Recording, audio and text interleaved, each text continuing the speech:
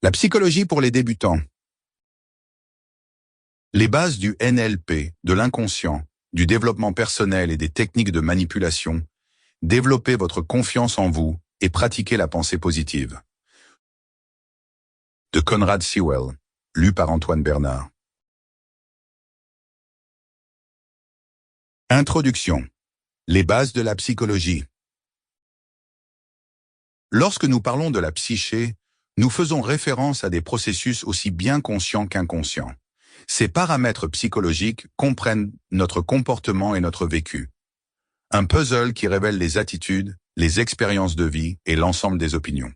Il en résulte un processus qui dure toute la vie et qui est le fruit de l'expérience, de l'apprentissage, de notre propre comportement et de celui des autres.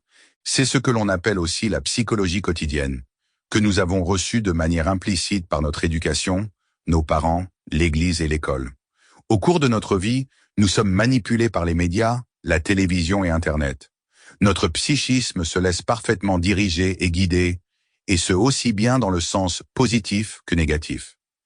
Si vous vous lancez dans le monde de la psychologie, vous pourrez mieux évaluer les situations quotidiennes et agir sans détour dans les situations difficiles. Vous pouvez réagir à l'avance et ne pas vous jeter dans la gueule du loup, repenser vos propres interprétations et ne plus suivre les vieux schémas.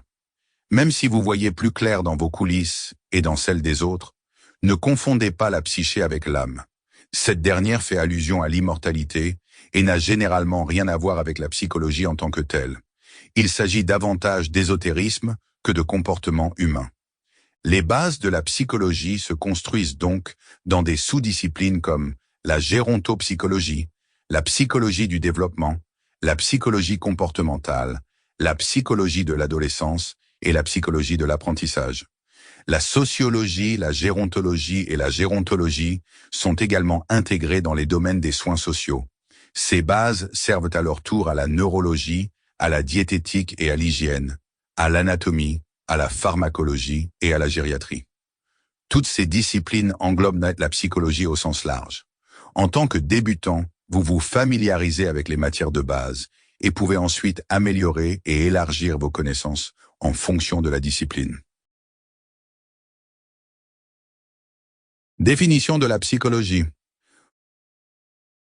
Vous vous intéressez à la psychologie?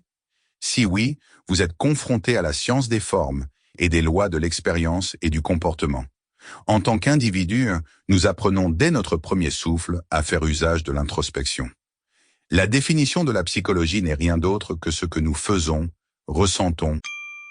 Sample complete. Ready to continue?